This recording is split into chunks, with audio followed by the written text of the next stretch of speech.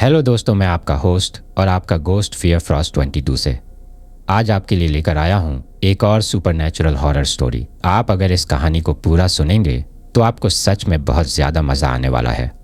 साथ ही अगर आप पहली बार हमारे इस चैनल पर आए हैं तो चैनल को अभी सब्सक्राइब कर लीजिए। ऐसा करने से हमारी और आपकी नज़दीकियाँ बढ़ जाएगी और आगे आने वाली वीडियो आप तक आसानी से पहुँच जाएगी। तो ज़्यादा समय ना लेते हुए जल्दी से अपनी कहानी को शुरू करते हैं। दोस्तों, आज की हमारी कहानी सुल्तानपुर के 4 दोस्तों की है। वो जो 4 दोस्त हैं उनमें से एक का नाम रोहन है, जिन्होंने हमसे ये कहानी शेयर की है। तो चलिए कहानी को रोहन के नज़रिए से ही सुनते हैं। दोस्तों, मेरा नाम रोहन है और मैं सुल्तानपुर का रहने वाला हूँ। दरअसल ये बात उन दिनों की है जब मैं कॉलेज की पढ़ाई कर रहा था और उन दिनों हमारे कॉलेज की एग्ज़ाम शुरू ही होने वाली थी। तभी मेरे दोस्तों ने प्लान बनाया कि हम लोग एग्ज़ाम के ख़त्म होने के बाद कहीं पर घूमने चलेंगे। लेकिन सभी लोगों ने सोचा कि इस बार कुछ ऐसी जगह पर घूमने के लिए जाया जाए जहां पर अमूमन सभी लोग नहीं जाते हैं। तभी मेरे एक दोस्त ने हमें सुझाव दिया कि हमें इंडिया की सबसे ज़्यादा भूतिया जगहों पर घूमने के लिए जाना चाहिए और उसकी यह बात हम सभी लोगों को ठीक भी लगती है। जिसके बाद हम सभी लोगों ने तय किया कि हम लोग कॉलेज के एग्ज़ाम ख़त्म होने के बाद इन जगहों पर घूमने के लिए जाएंगे। दरअसल कॉलेज में हम 4 लोगों का ग्रुप था, यानी कि हम 4 दोस्त हमेशा ही साथ रहते थे और हम चारों लड़के ही थे। हमारे ग्रुप में कोई भी लड़की नहीं थी। अब हम लोगों ने ये तो तय कर लिया था कि हम लोग भारत की सबसे ज़्यादा भूतिया जगह कहीं जाने वाली लोकेशंस पर घूमने के लिए जाएंगे। लेकिन अभी तक हम लोगों ने यह तय नहीं किया था कि हम लोग कौन कौन सी जगह पर घूमने के लिए जाएंगे। और जब हमारी एग्ज़ाम चल रही थी तो उस दौरान हम सभी लोग जब अपने अपने घरों पर होते थे तो अक्सर रात के वक्त हम सभी वीडियो कॉल पर एक दूसरे से बातें किया करते थे। एक दिन ऐसे ही हम सभी चारों दोस्त ग्रुप में वीडियो कॉल कर रहे थे। तभी हमारे बीच में ये डिस्कशन चल रहा था कि आखिर हम कौन से स्टेट में घूमने जाए।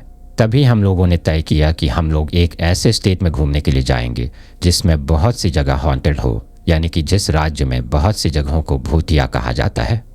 तभी हमारे में से एक दोस्त जिसका नाम शांतनु था, उसने हमको कहा कि हमें पश्चिम बंगाल में घूमने के लिए चलना चाहिए क्योंकि मैं वहाँ की बहुत सी भूतिया जगहों के बारे में जानता हूँ। दरअसल शांतनु मूल रूप से पश्चिम बंगाल का ही रहने वाला था और वो यहाँ पर अपनी बुआ के पास रहकर अपनी पढ़ाई कर रहा था। उसकी बात सुनने के बाद हम सभी लोगों को उसके सुझाव से कोई दिक्कत नहीं थी और उसके सुझाव पर सभी लोगों ने सहमति भी जता दी थी। जिसके बाद हम लोगों ने तय किया कि हम एग्ज़ाम ख़त्म होने के बाद पश्चिम बंगाल की सबसे ज़्यादा भूतिया माने जाने वाली जगह पर घूमने के लिए जाएंगे और ये हमारे जीवन का एक अलग ही अनुभव होने वाला था। लेकिन हमको इस बात का ज़रा भी अंदाज़ा नहीं था कि हमारा ये अनुभव इतना खतरनाक और डरावना होगा।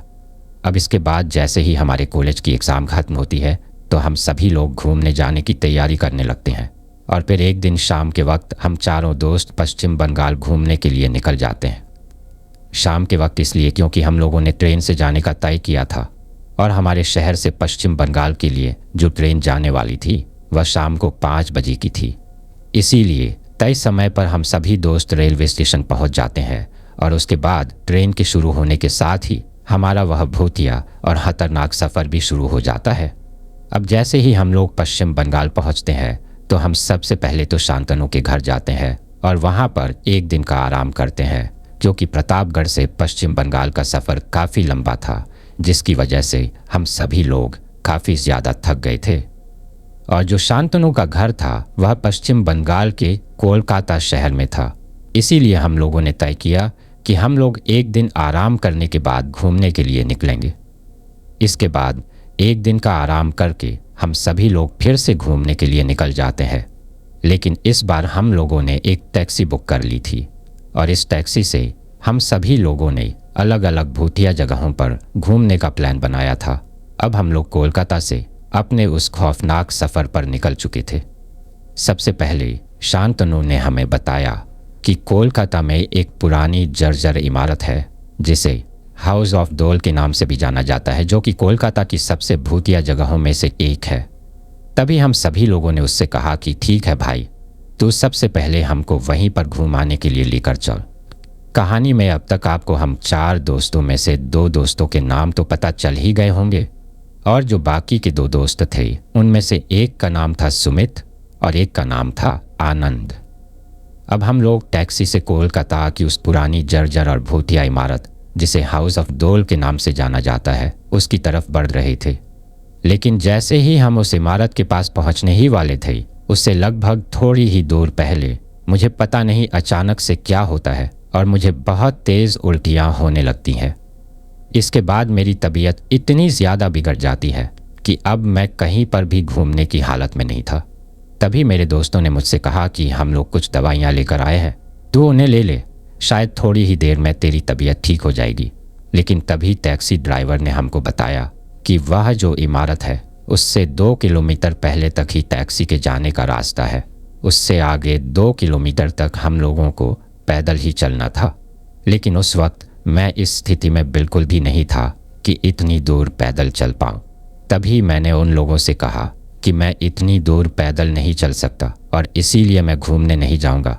तुम लोग ऐसा करो कि घूम कर आ जाओ, तब तक मैं पीछे किसी होटल में रुककर थोड़ा आराम कर लेता हूँ।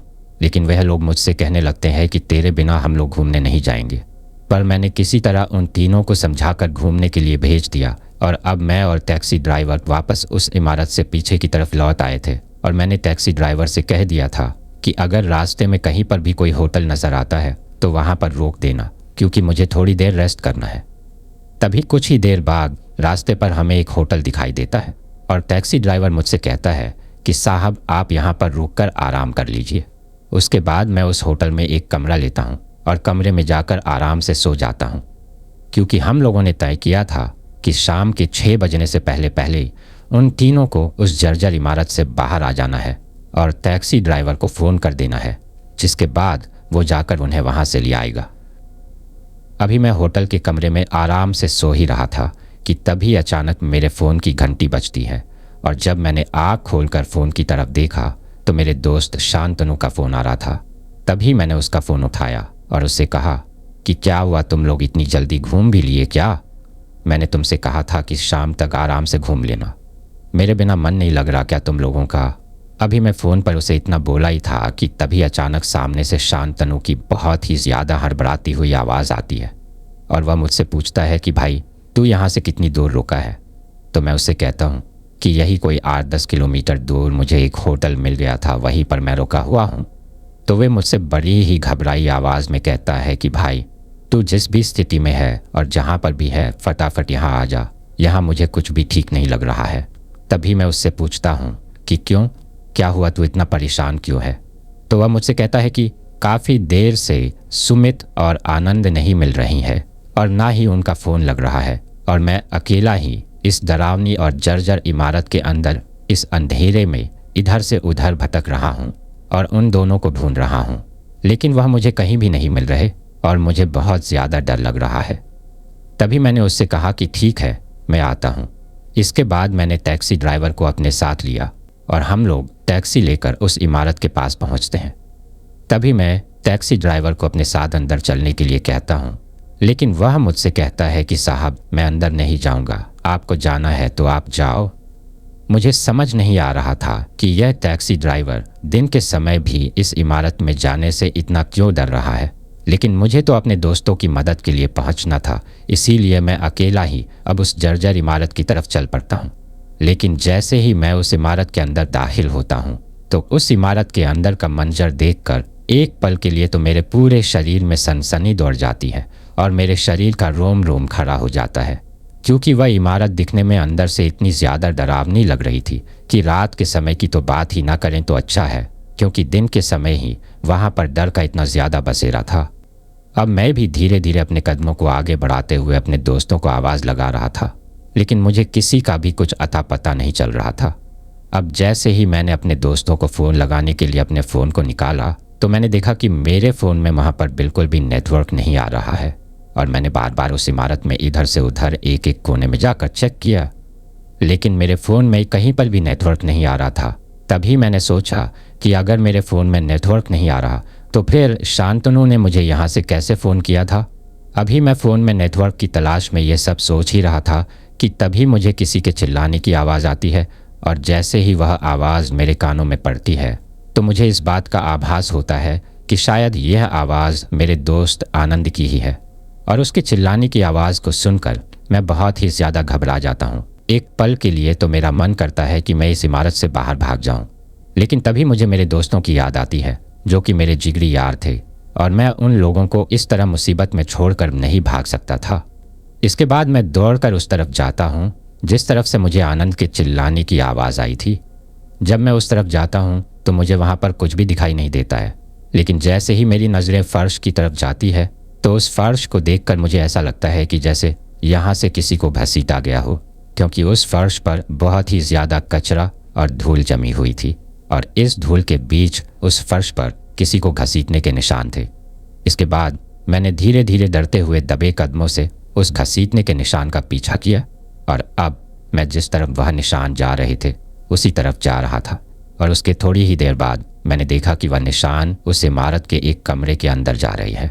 अब मैं किसी तरह हिम्मत करके उस कमरे के बाहर तक तो पहुंच गया था, लेकिन मेरी अकेले की उस कमरे के अंदर जाने की हिम्मत नहीं हो रही थी। अब तक डर के मारे मेरे पूरे शरीर पर पसीना आ चुका था और मेरी सांस भी अचानक से फूलने लगी थी, क्योंकि उस इमारत के मैं इतना ज़्यादा अंदर जा चुका था कि मुझे वहाँ पर बहुत ही ज़्यादा घुटन महसूस हो रही थी और सांस लेने में भी दिक्कत हो रही थी। तभी मैंने ज़ोर ज़ोर से अपनी सांस को लेते हुए उस कमरे की तरफ अपने कदमों को बढ़ाया। अभी मैं उस कमरे के अंदर घुसने ही वाला था कि तभी मुझे अचानक से फिर से मेरे दोस्त आनंद की एक ज़ोर की चीख उस कमरे के अंदर से सुनाई देती है, और उसकी चीख को सुनकर मैं बहुत ही ज़्यादा डर जाता हूँ। अब जैसे ही मैं उस कमरे के अंदर जाता हूँ तो मैं देखता हूँ कि मेरा दोस्त आनंद उस कमरे में एक टेबल के ऊपर पड़ा हुआ है, और उसके साथ वहाँ पर जो कुछ भी हो रहा था उस देखकर मेरी तो आंखें फटी की फटी ही रह गई और मैं बहुत ही ज़्यादा कांपने लगा था। मुझे ऐसा लग रहा था कि मेरी तो यहीं पर पेंट गीली हो जाएगी। तभी मैंने सोचा कि सामने का मंजर देखकर ही अगर मेरा ये हाल है तो आनंद के साथ तो वह सब कुछ हो रहा है, तो उसकी क्या हालत होगी। दरअसल मैंने देखा कि आनंद टेबल पर पड़ा हुआ है और उसके ऊपर एक औरत बैठी हुई है, लेकिन मुझे उस औरत का चेहरा दिखाई नहीं दे रहा था। मुझे सिर्फ उसकी पीठ ही दिखाई दे रही थी, लेकिन पीछे से देखने पर तो वह औरत बहुत ही ज़्यादा खूबसूरत लग रही थी। और जैसे ही मेरे कमरे के अंदर आने की आहट उस औरत को सुनाई देती है तो वह अचानक से मेरी तरफ पलट कर देखती है, और जैसे ही उसने मेरी तरफ पलट कर देखा तो मुझे ऐसा लगा कि शायद एक ही पल में मेरी यहीं पर मौत हो जाएगी, क्योंकि उस औरत ने जैसे ही मेरी तरफ देखा तो मेरे डर का स्तर इतना ज़्यादा बढ़ गया था कि मैं आपको शब्दों में बयां भी नहीं कर सकता। वह औरत पीछे से दिखने में जितनी ज़्यादा खूबसूरत लग रही थी उससे कई गुना ज़्यादा सामने की तरफ से दिखने में डरावनी लग रही थी। दरअसल उसका जो चेहरा था उसको देखकर ऐसा लग रहा था जैसे उसे किसी ने नोच लिया हो, और उसके होठों पर किसी के काटने के निशान थे। इसके साथ ही उसके बाल भी बहुत ही ज़्यादा अजीब थे। अब जैसे ही उस औरत ने मेरी तरफ देखा तो उसने मेरे दोस्त आनंद को तो छोड़ दिया, और वह अब गुर्राते हुए अजीब तरीके से चलकर मेरी तरफ बढ़ रही थी। तभी पता नहीं अचानक मेरे अंदर से कहाँ से इतनी हिम्मत आई और मैंने मेरे दोस्त आनंद को कहा कि आनंद भाग यहाँ से। अब जिस कमरे के अंदर मैं और आनंद और वह चुड़ैल की तरह दिखने वाली औरत थी, उस कमरे के 2 दरवाजे थे, जिसके एक दरवाजे पर तो मैं खड़ा था और दूसरा दरवाज़ा दूसरी तरफ था। अब वह औरत जैसे ही मेरी तरफ बढ़ने लगती है और मैं आनंद को आवाज़ लगता हूँ तो मेरे आवाज़ लगाते ही आनंद भी वहाँ से उठकर भाग खड़ा होता है और हम दोनों वहाँ से बाहर की तरफ बहुत तेज़ भागने लगते हैं। अभी हम दोनों बाहर की तरफ भाग ही रहे थे कि तभी भागते भागते अचानक से मेरी नज़र उस इमारत के एक कोने पर पड़ती है जहाँ पर काफ़ी ज़्यादा अंधेरा था, लेकिन मुझे और आनंद को वहाँ पर कुछ दिखाई देता है और तभी मैं उसे रुकने का इशारा करता हूँ, क्योंकि उस अंधेरे से कोने में हमें हमारे बाकी के 2 दोस्त शांतनु और सुमित दिखाई देते हैं। लेकिन उन दोनों को देखकर हमें यह समझ नहीं आ रहा था कि आखिर उन दोनों को हो क्या गया है, क्योंकि वह दोनों एक दूसरे से लड़ाई कर रहे थे और लड़ाई भी कोई सामान्य तरीके से नहीं कर रहे थे, बल्कि उनको देखकर ऐसा लग रहा था जैसे कि वह एक दूसरे के खून के प्यासे हों। जब हम दोनों उनके पास गए तो उनको देखकर हमें यह समझ आ गया था कि वह दोनों अपने वश में नहीं है, बल्कि उनके वो पर किसी और ही चीज़ का असर हो रखा है, क्योंकि उन दोनों की आंखों को देखकर हमें यकीन हो गया था कि किसी और चीज़ ने उनको अपने वश में कर रखा है। तभी हम दोनों उनको एक दूसरे से छुड़ाते हैं और उनको उनके होश में लाने की कोशिश करते हैं। थोड़ी ही देर बाद वह दोनों अपने होश में आ जाते हैं और तब मैं उनसे पूछता हूँ कि आखिर तुम दोनों एक दूसरे से इस तरह क्यों लड़ रहे हो। तभी वो दोनों अपने मुंह से कुछ नहीं बोलते हैं। अभी हम लोग वहाँ पर खड़े ही थे कि हमें फिर से उस चुड़ैल की वह आवाज़ सुनाई देने लगती है, और सिर्फ आवाज़ ही सुनाई नहीं देती, बल्कि अब वह मकड़ी की तरह चलकर हमारी तरफ आ रही थी। इसके बाद हम दोनों हमारे उन दोनों दोस्तों को लेकर उस भूतिया इमारत से बाहर की तरफ दौड़ लगाते हैं, और अब हम लोग वहाँ से सिर्फ बाहर की तरफ दौड़ते ही जा रहे थे। लेकिन जब हम लोग उस इमारत से बाहर की तरफ भागते हुए आ रहे थे, तभी बीच बीच में शांतनु और सुमित रुक जाते थे और अजीब तरीके से गुर्राने लगते थे, जिसके बाद हमें फिर से किसी तरह उनको अपने होश में लाना पड़ता था। और जब हम लोग वहाँ से भागकर टैक्सी तक आए, तब तक 2-3 बार ऐसा उन लोगों के साथ हो चुका था। इसके बाद हम लोग फटाफट टैक्सी में बैठे और मैंने टैक्सी वाले ड्राइवर को तुरंत वहाँ से टैक्सी को भगाने के लिए कहा। इसके बाद टैक्सी वाले ने मुझसे पूछा कि क्या हुआ, तो मैंने उससे कहा कि आप फटाफट टैक्सी को यहाँ से ले चलो, बाकी की सारी बातें मैं आपको रास्ते में बताता हूँ। फिर जब रास्ते में चलते हुए मैंने टैक्सी के ड्राइवर भैया को वह सारी बातें बताई, तो उन्होंने मुझसे कहा कि इसीलिए तो मैं अंदर नहीं गया, क्योंकि वह जो जर्जर इमारत है वह कोलकाता की सबसे भूतिया जगहों में से एक है, और आज से कई साल पहले उस इमारत में वेश्यावृत्ति का काम हुआ करता था। और फिर धीरे धीरे पता नहीं उस इमारत में ऐसा क्या हुआ कि वह एकदम से सुनसान और वीरान हो गई। आज भी उस इमारत में उन वेश्याओं की आत्मा भटकती है, और जो कोई भी मर्द उस इमारत के अंदर जाता है उसके साथ उन वेश्याओं की आत्माएं इतना बुरा करती है कि कोई सोच भी नहीं सकता, क्योंकि उन वेश्याओं की आत्माओं को लगता है कि इस मर्द जात की वजह से ही उनका जीवन नर्क बन गया था। और आज मरने के बाद वह सभी वेश्याओं की आत्मा, जो कोई भी मर्द उस इमारत के अंदर जाता है, उससे अपने साथ हुए जुल्म का बदला लेने की कोशिश करती है। इसी वजह से कोलकाता का कोई भी मर्द उस इमारत की तरफ जाने की हिम्मत भी नहीं करता, क्योंकि इससे पहले भी कई लोगों के साथ इस इमारत में कई हादसे हो चुके हैं, और उनमें से कई लोगों की तो मौत भी हो गई थी। इसके बाद हम सभी लोग कोलकाता में ही शांतनु के घर पर पहुंचते हैं, और वहां पर पहुंचकर उसकी फैमिली के लोगों को सारी बात बताते हैं। इसके बाद उसके घर वाले भी हमें काफ़ी डांटते हैं कि तुम लोगों को उस इमारत की तरफ जाने की क्या ज़रूरत थी। उसके बाद हम सभी लोगों ने हमारी उस ट्रिप को वहीं पर कैंसिल किया, और हम लोग वापस अपने शहर प्रतापगढ़ लौट आए। लेकिन जो शांतनु था वह हमारे साथ प्रतापगढ़ वापस नहीं आया था, वो वहीं अपने घर कोलकाता में ही रुक गया था, क्योंकि उसकी तबीयत हमें भी कुछ ठीक नहीं लग रही थी, और उसके घर वालों ने भी उसको नहीं भेजा था। इसीलिए हम लोग उसे वहीं पर छोड़कर आ गए थे। घर आने के बाद सभी लोग काफ़ी ज़्यादा डरे हुए थे। अब मैं और आनंद तो ठीक थे, लेकिन हमें सुमित की तबीयत कुछ ठीक नहीं लग रही थी। हम लोग बार बार उसके घर वालों को फ़ोन करके उसकी तबीयत के बारे में जानकारी ले रहे थे। अब जिस दिन हम लोग अपने घर पर वापस लौटे थे, उसके 2-3 दिन बाद ही मेरी भी तबीयत अचानक से ख़राब हो जाती है, और मुझे बहुत तेज़ बुखार आ जाता है। लेकिन मेरे घर वाले डॉक्टरी इलाज के साथ साथ ही बाकी के झाड़ फूंक का इलाज भी कर रहे थे। मतलब मैंने घर आते ही हमारे साथ जो कुछ भी हुआ था वह मेरे घर वालों को बता दिया था, जिसके बाद मेरी दादी काफ़ी ज़्यादा टेंशन में आ गई थी, और उन्होंने कहा कि हो सकता है वह बुरी आत्मा यहाँ तक भी तुम्हारा पीछा कर रही हो। इसी वजह से उसी दिन दादी ने मेरे हाथ पर एक ताबीज़ बांध दिया था, और रोज़ सुबह और शाम वह मुझे बबूत दिया करती थी। जिस दिन मुझे बुखार चढ़ा उस दिन तो दादी पूरी रात ही मेरे बिस्तर के बगल में बैठी थी, और पूरी रात मुझे बबूत दे रही थी, और मेरे हाथ में जो ताबीज़ था उसे बार बार धूप दे रही थी। फिर दूसरे दिन सुबह तक मेरी तो तबीयत ठीक हो जाती है, लेकिन जैसे ही मैं उस दिन सुबह उठा तो मेरे पास आनंद की मम्मी का फ़ोन आता है कि उसकी तबीयत बहुत ज़्यादा ख़राब हो गई है, और वह लोग उसे अस्पताल लेकर जा रही हैं। अब यह बात सुनते ही मैं बहुत ज़्यादा घबरा जाता हूँ। और मैं तुरंत नहाने के बाद अस्पताल में उसे देखने के लिए चला जाता हूँ। अभी मैं आनंद के पास अस्पताल में ही था कि तभी मेरे पास एक कॉल आता है और उस कॉल को उठाने के बाद जो मैंने सुना, उसे सुनते ही मेरे हाथ से फ़ोन छूटकर ज़मीन पर गिर जाता है और मेरा दिमाग एकदम से सुन्न पड़ जाता है। मुझे समझ में नहीं आ रहा था कि ये कैसे हो सकता है, क्योंकि वो जो कॉल मेरे पास आया था वो कोलकाता से शांतनु के घर से आया था और उन्होंने मुझे बताया कि आज सुबह ही शांतनु ने अपने बाथरूम में खुद को फांसी लगा ली है और अब शांतनु हमारे बीच नहीं रहा। यह खबर मेरे लिए बहुत ही ज़्यादा डरा देने वाली थी, क्योंकि जो शांतनु था वह बहुत ही ज़्यादा हंसमुख स्वभाव का था।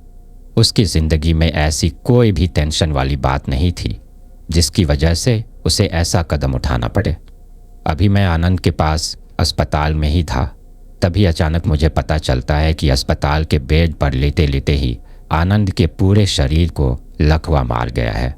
और यह सुनते ही तो मेरी हालत बहुत ही ज़्यादा ख़राब हो जाती है। अब धीरे धीरे मुझे समझ आने लगा था कि शायद उस आत्मा ने अभी तक भी हमारा पीछा नहीं छोड़ा है और वो यहाँ तक हमारे पीछे पीछे आ गई है और वो हम सभी लोगों की जान लेकर रहेगी।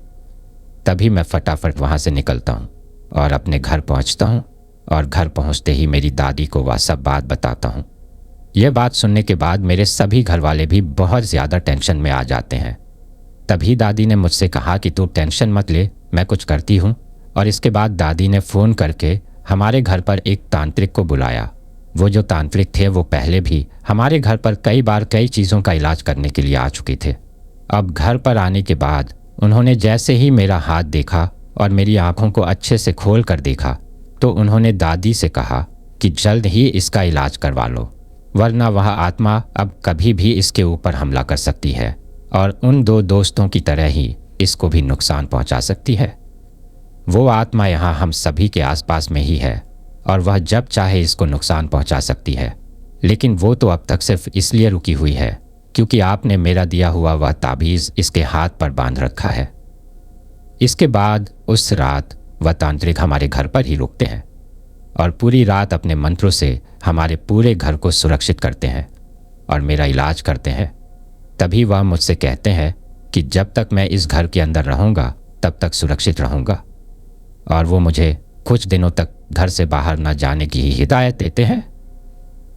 अभी उससे अगले दिन का सूरज उगा ही था कि तभी एक बार फिर से मेरे फ़ोन पर एक कॉल आती है और उस कॉल पर फिर से मुझे एक बहुत बुरी सूचना प्राप्त होती है और उसको सुनने के बाद मैं डर के मारे कांपने लगता हूँ, क्योंकि मुझे ऐसा लगता है कि शायद अब अगला नंबर मेरा ही है, क्योंकि वह कॉल सुमित के घर से आया था और उसके घर वालों ने मुझे बताया कि कल शाम को ही सुमित अपने घर का कुछ सामान लेने के लिए मार्केट गया था। तभी उसे किसी ट्रक वाले ने टक्कर मार दी और जब उसे अस्पताल लेकर गए तो अस्पताल में ही उसकी मौत हो गई और अब सुमित भी हमारे बीच नहीं रहा था। तब मैंने वह बात दादी को बताई और दादी ने उन तांत्रिक ने दादी से कहा कि उस आत्मा ने उन दोनों को सबसे पहले देखा था जब वह लोग उस भूतिया इमारत में घूमने के लिए गए थे। इसी वजह से वो उन दोनों को सबसे पहले अपने साथ ले गई है। उसके कुछ दिनों बाद तो हमारे घर पर सिर्फ डर और भय का माहौल था। मुझे रात को भी नींद नहीं आती थी, लेकिन धीरे धीरे फिर सब कुछ ठीक होने लगा और आज उस वाक्य को गुजरे लगभग 7-8 साल हो चुके हैं। मैं तो ठीक हूँ, लेकिन मेरा दोस्त आनंद आज भी वेंटिलेटर पर ही है और आज भी उसका पूरा शरीर लकवे की चपेट में है। ना ही तो वह कुछ बोल सकता है और ना ही कुछ खा सकता है और ना ही अपनी मर्जी से अपने शरीर के किसी भी अंग को हिला सकता है। एक तरीके से वह जिंदा लाश बनकर ही बिस्तर पर पड़ा हुआ है। दोस्तों, ये थी हमारी आज की कहानी। कैसी लगी आपको ये कहानी? कमेंट करके ज़रूर बताइएगा और अगर आपको ये कहानी पसंद आई हो तो इसे प्लीज़ लाइक ज़रूर कर दीजिएगा। मेरे चैनल में इसी तरह की कई और दिलचस्प कहानियाँ हैं, उन्हें भी ज़रूर सुनिएगा। और अगर आपने अभी तक चैनल को सब्सक्राइब नहीं किया है तो प्लीज़ चैनल को सब्सक्राइब ज़रूर कर लीजिएगा। आपका ये छोटा सा सहयोग हमें आपके लिए ऐसी ही कहानियाँ लाने के लिए प्रोत्साहित करता है। तो दोस्तों, फिर मिलते हैं नेक्स्ट फ्राइडे को एक नई हॉरर कहानी के साथ। तब तक के लिए take care and stay tuned only at fear frost 22।